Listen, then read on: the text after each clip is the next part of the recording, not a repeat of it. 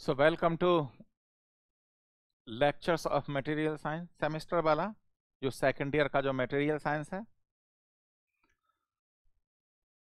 I am doctor स्वदेश कुमार सिंह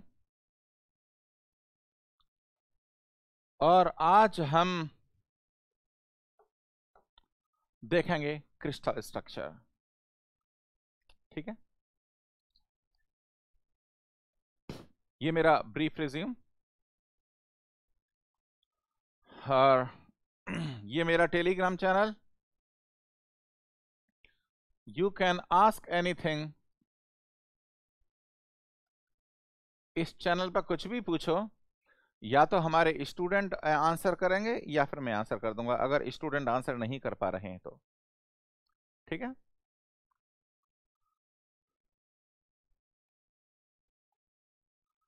तो पहला टॉपिक है क्रिस्टल स्ट्रक्चर।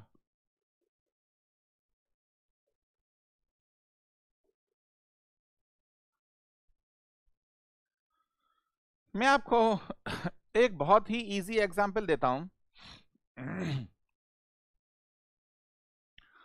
जैसे कोई वॉल है, तो वॉल कैसे बनी है? एक के ऊपर एक ईंट रख के बनी है। एक के ऊपर एक ईंट रख दो, पहली ईंट, दूसरी ईंट, तीसरी ईंट, उसके ऊपर एक और ईंट, एक और ईंट, ब्रिक्स। अंग्रेजी में क्या बोलते हैं? ब्रिक्स। तो जो दीवार बनी है उसका बिल्डिंग ब्लॉक क्या है? Bricks, building block. सिमिलरली कोई मेटल है, मेटल,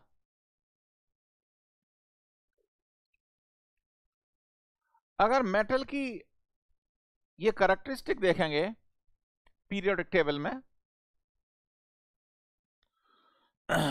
रूम टेम्परेचर पर जो मेटल्स होते हैं दे आर सॉलिड। मेटल्स जो रूम टेम्परेचर पर होते हैं वो सॉलिड होते हैं। There are good conductors,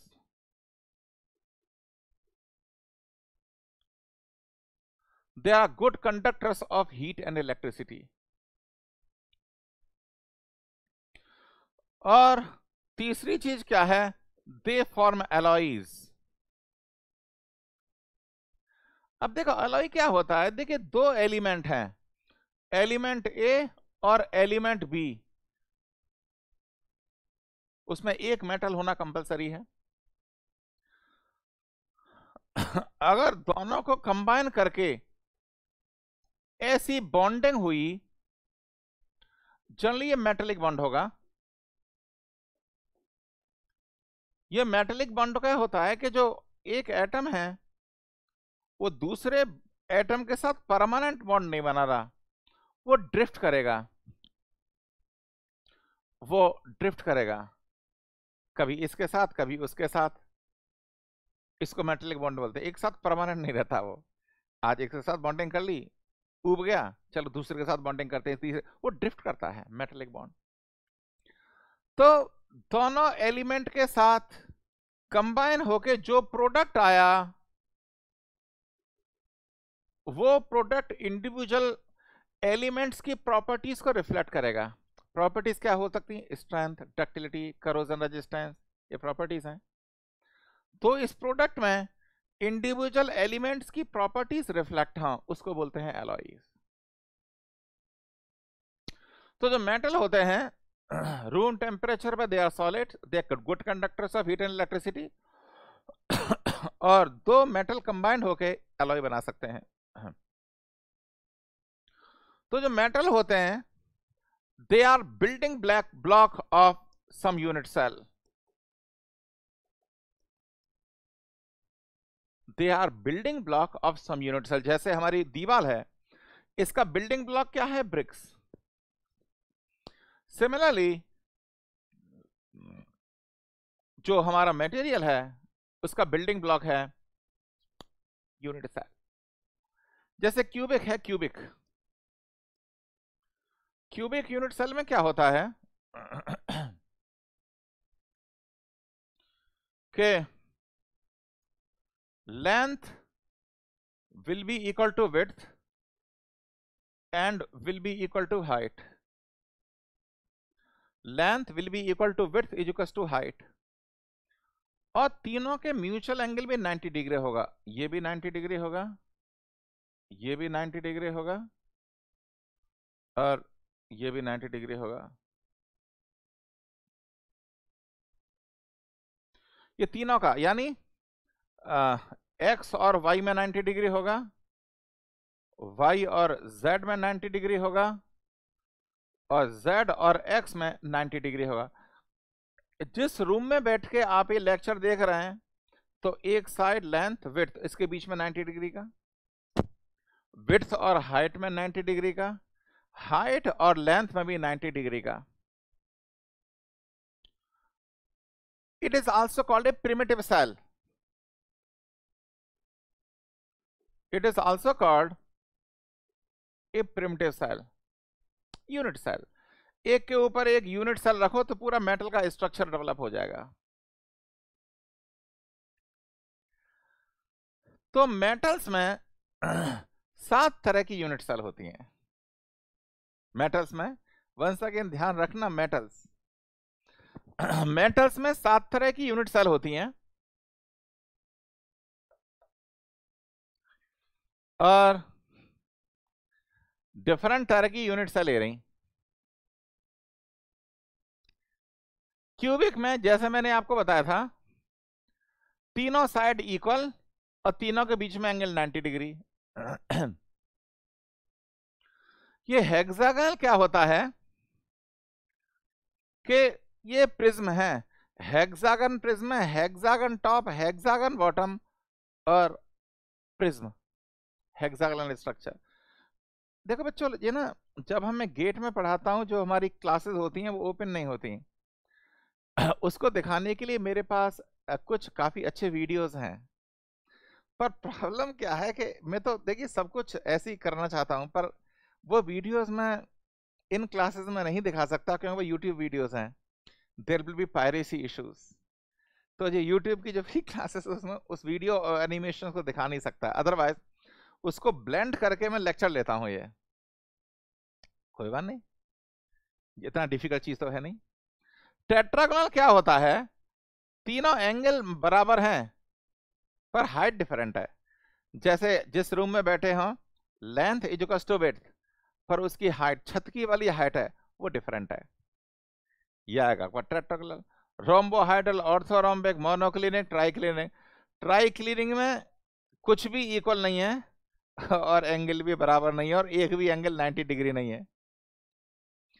so there are 7 types of Bravais lattices, 7 types of Bravais lattices, ठीक है ना। तो इसमें ये क्यूबिक बहुत इंपॉर्टेंट होता है, ये क्यूबिक बहुत इंपॉर्टेंट होता है। क्यूबिक यूनिट सेल 3 तरह का होता है। क्यूबिक यूनिट सेल 3 तरह का होता है। पहला होता है सिंपल क्यूबिक, पहला होता है सिंपल क्यूबिक। सिंपल क्यूबिक क्या होता है, ये क्यूबिक स्ट्रक्चर और हर कॉर्नर पे एक एटम होता है, हर कॉर्नर पे एक एटम होता है।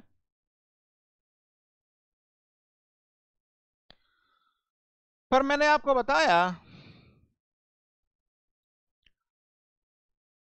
कि जो मटेरियल है उसमें ये यूनिट सेल रिपीट होंगे। तो जैसे एक यूनिट सेल ये रहा आपका,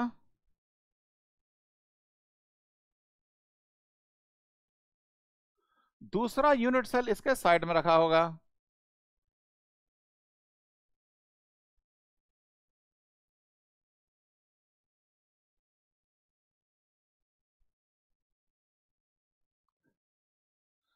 दो यूनिट सेल इसके पीछे होंगे,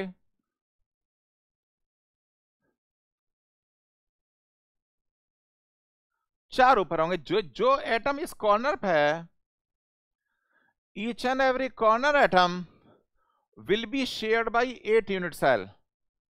पहला, दूसरा, तीसरा, चौथा और 4 इसके ऊपर।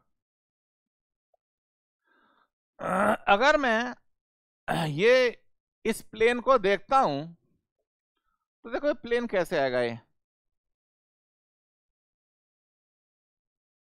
ऐसे होगा।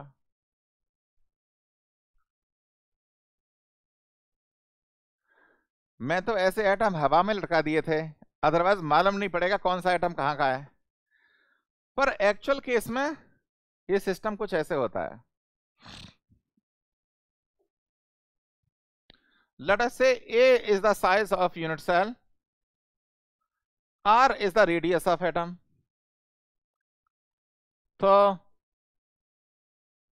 ये कह सकते हैं A is equals to 2R, and each corner atom is shared by 8 unit cell. Each corner atom is shared by 8 unit cell. तो कॉर्नर एटम का कितना परसेंटेज वॉल्यूम, कितना वॉल्यूम इस यूनिट सेल में है? 1/8। जो कॉर्नर एटम है उसका 1/8 वॉल्यूम इस यूनिट सेल में आ रहा है। क्यों? क्योंकि जब corner atom is shared by 8 unit cell, 1 2 3 4, 4 नीचे 4 ऊपर। तो अगर मैं मालूम करना चाहूं number of atoms per unit cell, तो 8 कॉर्नर हैं। अरे आपके जिस रूम में बैठे हैं तिकोना रूम थोड़ी है, 8 कॉर्नर हैं। And each corner atom contributes 1/8 volume. तो एक एटम पर यूनिट सेल आ गया ना, एक एटम आ गया पर यूनिट सेल है। तो यूनिट सेल में हम एक चीज डिफाइन करते हैं, एटॉमिक पैकिंग फैक्टर।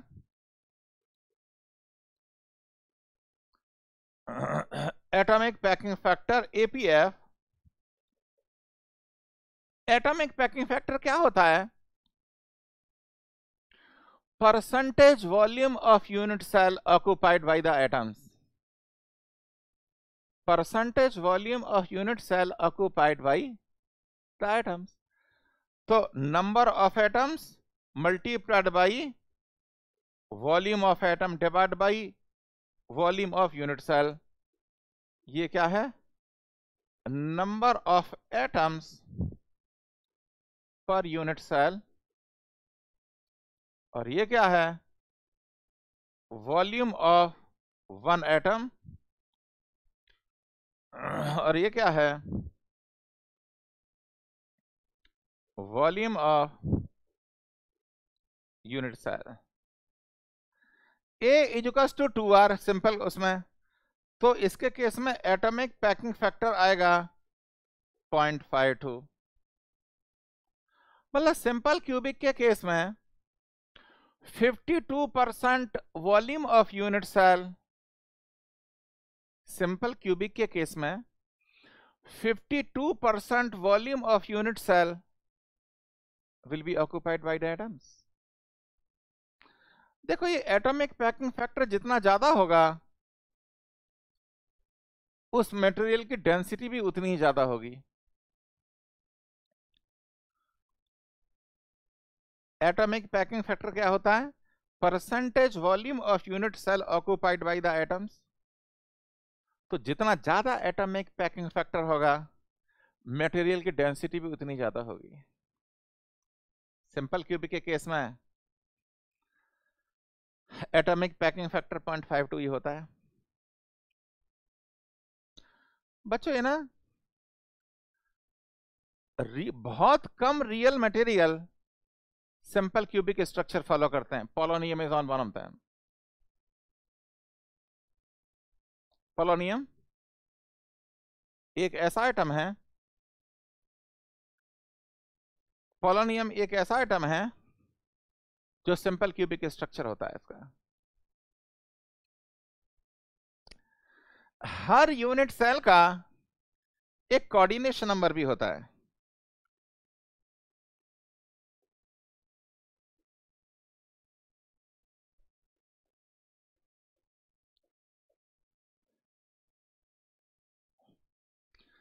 अगर किताबों में देखेंगे तो अंग्रेजी में कैसे बोलते हैं इसे?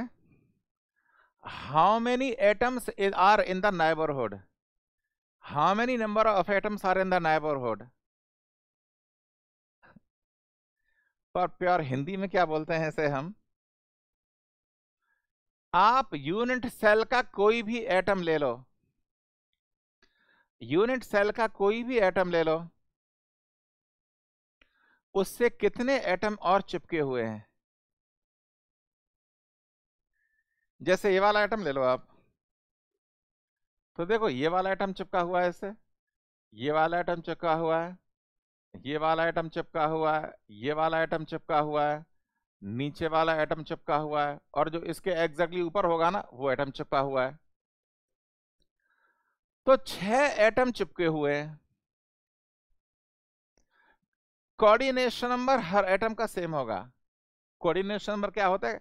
आप यूनिट सेल में कोई भी एटम ले लो, उससे कितने एटम और चिपके हुए हैं। तो coordination number 6, atomic packing factor 0.52। दूसरा होता है बॉडी सेंटर्ड क्यूबिक,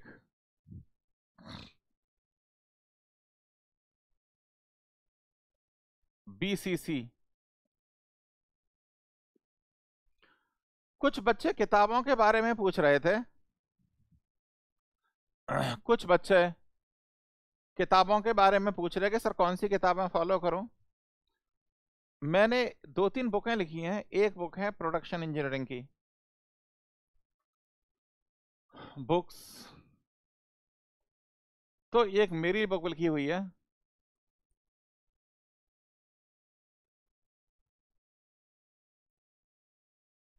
इसका पब्लिशर है नरोसा। नरोसा वाले को मेल लिखो, क्योंकि उससे ये बुक एक्चुअली उसी के थ्रू परचेज करनी पड़ती है। नरोसा वाले को लिखो info@nrosa.com। वो बुक इसमें पूरा material science and production her semester वाले के लिए भी हो जाएगा और कॉम्पिटिटिव एग्जामिनेशन के लिए भी हो जाएगा। अगर आप और डिटेल में पढ़ना चाहते हैं तो एक बुक है विलियम डी कैलिस्टर, विलियम डी कैलिस्टर।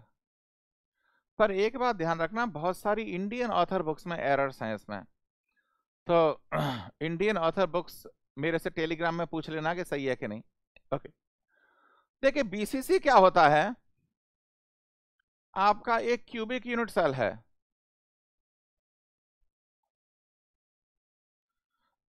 उसके हर कॉर्नर पे एक एटम है और एक एटम उसके बीच में है। दोबारा इमेजिन करो, जिस रूम में आप बैठे हैं एक एटम हर कॉर्नर पे है और एक एटम उसके बीच में है, रूम के बीच में। और जो यूनिट सेल के बीच में जो एटम है उससे हर कॉर्नर एटम चिपका हुआ है। यूनिट सेल के बीच में जो एटम है उससे हर कॉर्नर एटम चिपका हुआ है। तो इसका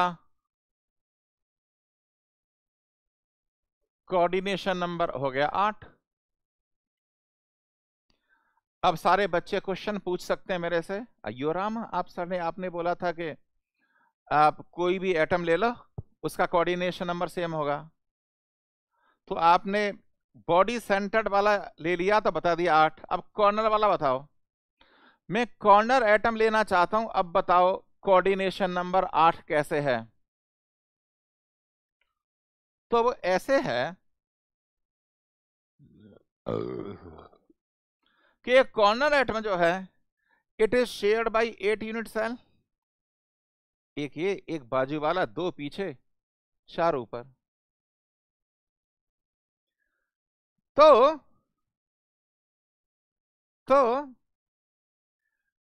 इस कॉर्नर एटम जो इस 8 यूनिट सेल के जो सेंटर में जो एटम है उससे भी चिपका हुआ है।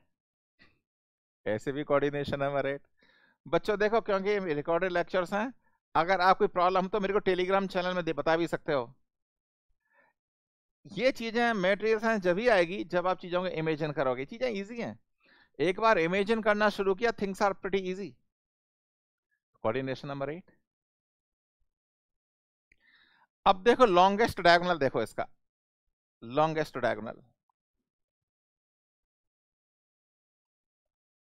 ये longest diagonal a a a, तो लॉन्गेस्ट डायगोनल a√3 हो गया। लॉन्गेस्ट डायगोनल बिकॉज हर साइड ए है तो a√3 हो गया। 2r सेंटर का, r कॉर्नर का, r ये कॉर्नर का, so should be equal to 4r।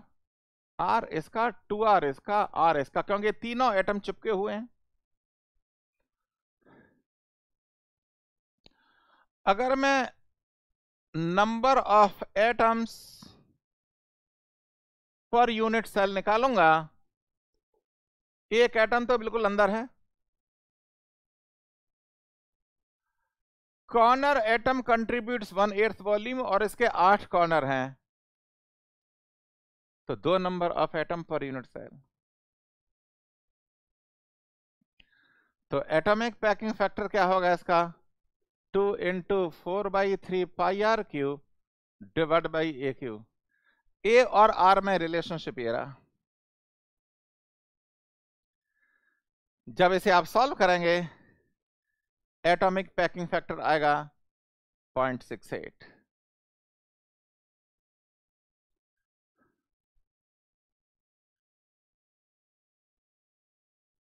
ठीक है। जो मटेरियल स्ट्रांग होगा उसका क्रिस्टल स्ट्रक्चर बीसीसी होगा। For example alpha iron, delta iron.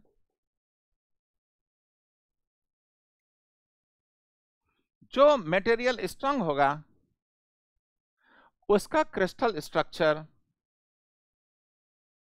BCC होगा। तीसरा है फेस सेंटर्ड क्यूबिक,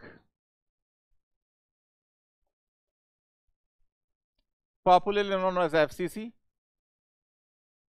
तो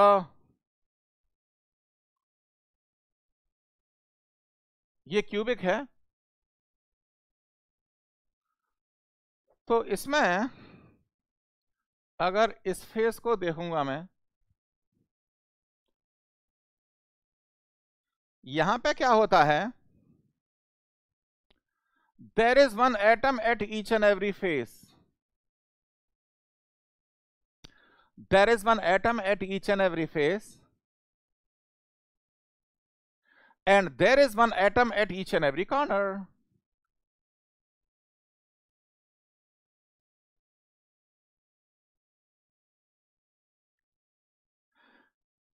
Number of atoms per unit cell,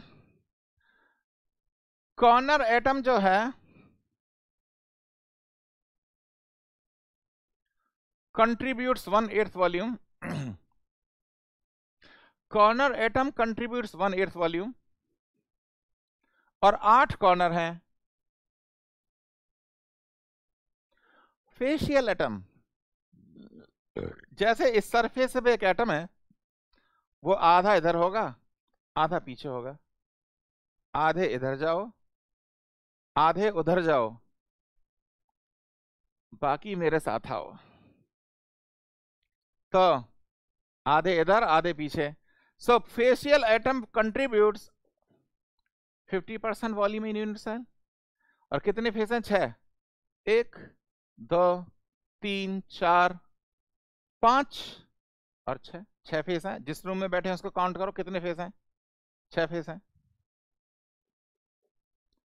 number of atoms per unit cell are 4। तो एटॉमिक पैकिंग फैक्टर क्या आ गया? 4 × 4/3 πr³ डिवाइड बाई a³। ये ए है, ये ए है, तो यहां कह सकते हैं हम a√2 is equal to 4r, correct ना, फेस है ना, ए और आर में ये रिलेशनशिप यहां रखो, ये आंसर आएगा 0.74। सो highest atomic packing factor FCC का होता है। तो जो एफसीसी क्रिस्टल्स होते हैं ना, उनकी डेंसिटी भी ज्यादा होती है और ये डक्टाइल भी होते हैं। डेंसिटी भी ज्यादा होती है और डक्टाइल भी होते हैं, जैसे एल्युमिनियम है, कॉपर है, गामा आयरन है। जो भी डक्टाइल मटेरियल होगा उसका एफसीसी स्ट्रक्चर हो गया। आप भाई साहब ये पूछोगे इसका कोऑर्डिनेशन नंबर क्या है?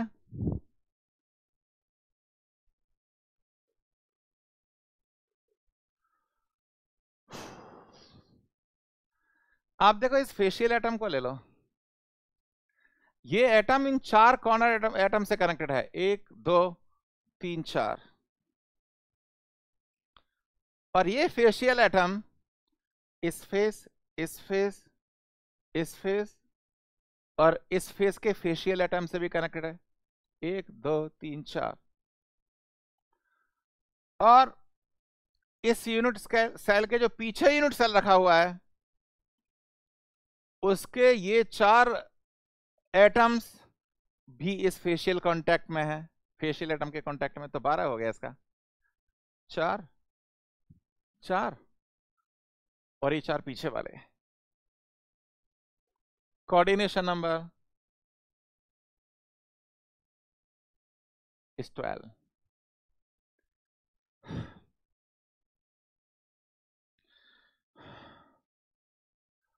चौथा होता है hexagonal close pack structure. Hexagonal close pack structure called HCP. देखो एचसीपी क्या होता है, ये हेक्सागन प्रिज्म होती है, H इज द हाइट, कभी इसके सी भी बोलते हैं, ये हेक्सागन फेस,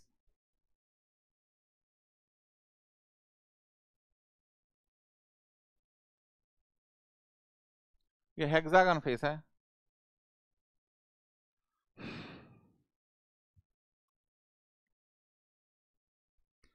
तो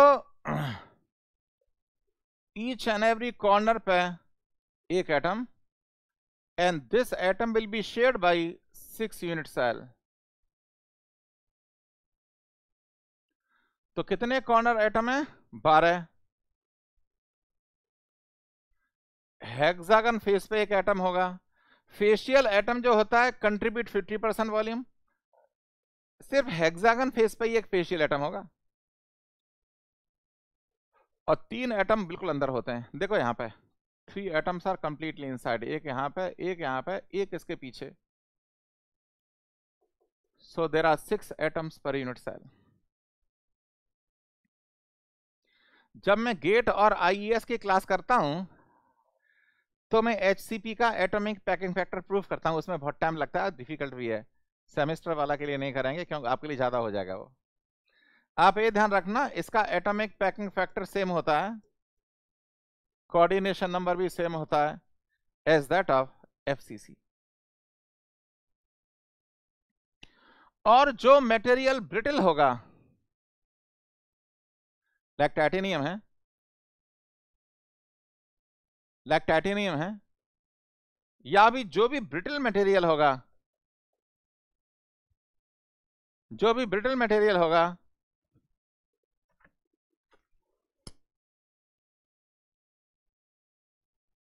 उसका क्रिस्टल स्ट्रक्चर, उसका क्रिस्टल स्ट्रक्चर एचसीपी होगा। ठीक है, नाउ हमें चीज जो स्ट्रक्चर होता है,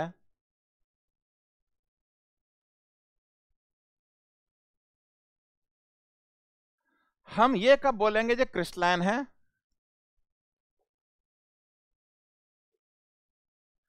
और हम ये कब बोलेंगे एमरफस है?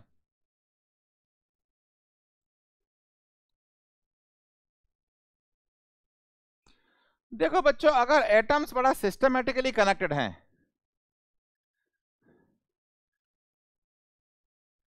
थ्री डायमेंशन में एटम्स आर सिस्टमेटिकली कनेक्टेड और उनका एक कुछ क्रिस्टल स्ट्रक्चर है, FCC, SCP, BCC, और जो जितने 7 different types of Bravais lattices हैं उनका एक ऑर्गेनाइज्ड क्रिस्टल स्ट्रक्चर है।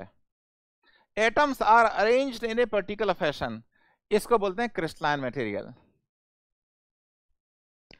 एमॉर्फस क्या होता है? Atoms are randomly connected, random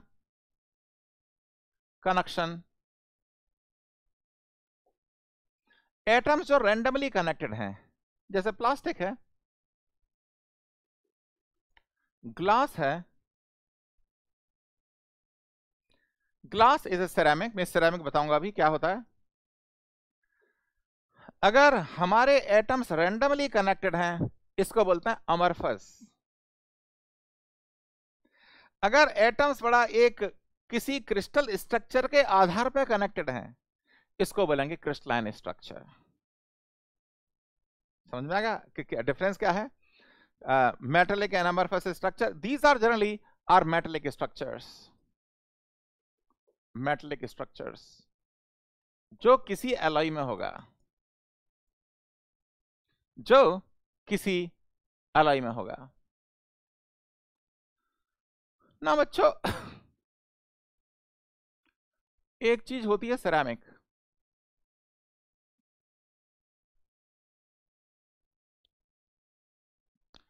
ये सिरेमिक क्या होता है?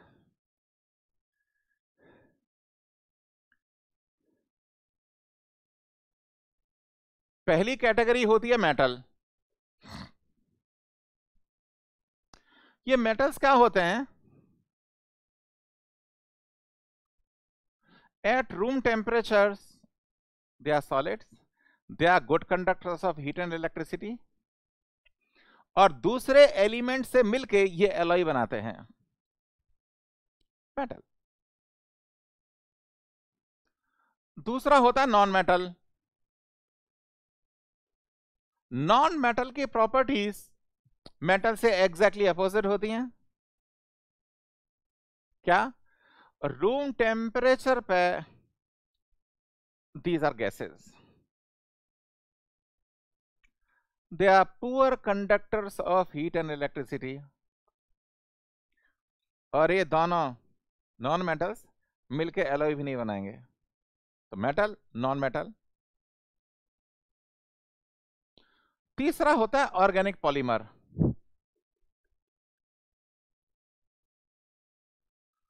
जिसे प्लास्टिक्स बोलते हैं आप। Plastic is one of the polymer. ये ऑर्गेनिक और इनऑर्गेनिक क्या होता है? ये जो ऑर्गेनिक होता है, it is derived from living cells. आदमी की बॉडी लिविंग सेल है जो ग्रो होगा। और इनऑर्गेनिक क्या होता है? That is derived from dead matter. Polymers में क्या आएगा? थर्मोप्लास्टिक। ये मेरे ख्याल से पता नहीं AKTU सिलेबस में नहीं है, पता नहीं क्यों, मैंने बहुत सर्च किया। Plastic, thermoplastic, thermosetting, polythene, polypropylene, polyethylene, सब ये पॉलीमर्स हैं। इनकी कैरेक्टरिस्टिक क्या होती है? दे आर एक्सट्रीमली सॉफ्ट और दे कैन बाइंड एनीथिंग।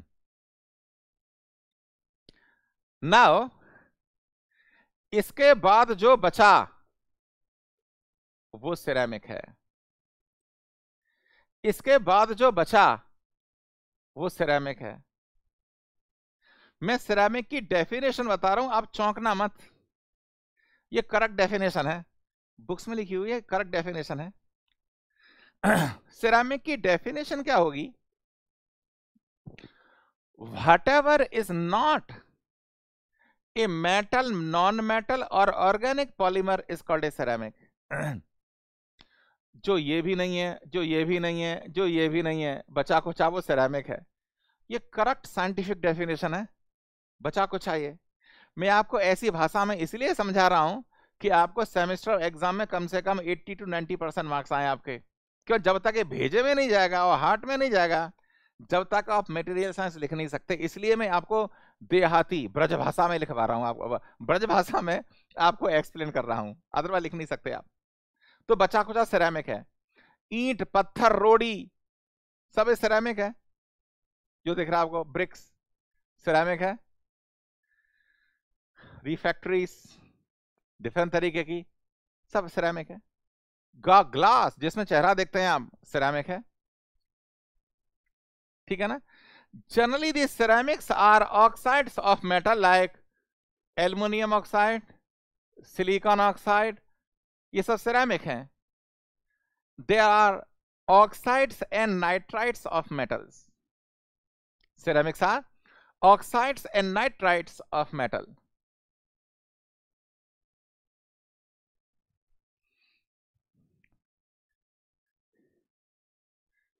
ये काफी इंपॉर्टेंट सिरेमिक है, ये काफी इंपॉर्टेंट सिरेमिक है। तो आपने क्या किया, एक डायग्राम बनाया टेम्परेचर वर्सेस टाइम, और सिलिका को आपने उस टेम्परेचर तक हीट किया जिस पर सब कुछ लिक्विड है। इस लाइन से ऊपर it is old liquid silica, इस लाइन से ऊपर सब कुछ लिक्विड सिलिका है। तो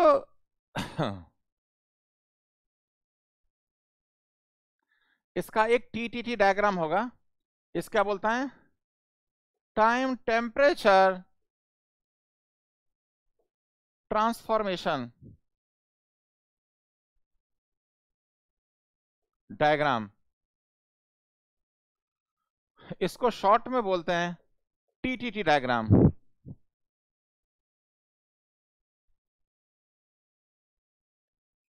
टीटीटी डायग्राम। तो अगर मैंने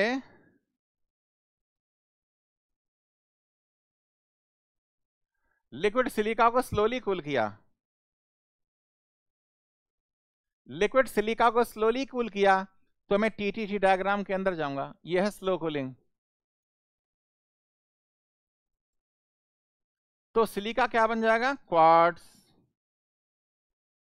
क्वार्ट्ज से पीजो इलेक्ट्रिक मटेरियल होता है।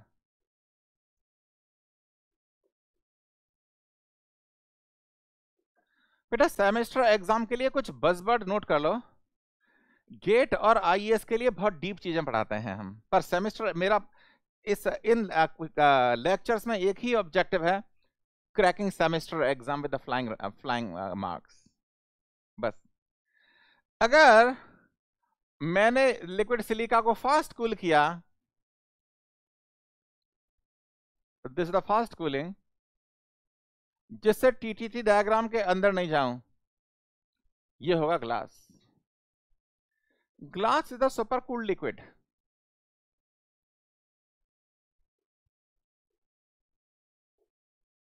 Glass is the super cooled liquid, मतलब इसमें कोई क्रिस्टल नहीं है, इसमें क्रिस्टल्स हैं। ये दोनों सिरेमिक्स हैं।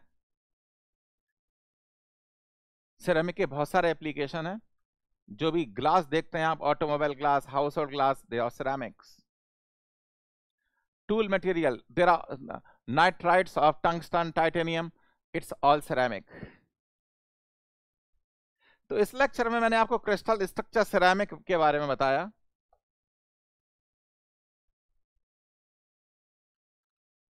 See you in the next lecture. Wish you all the best.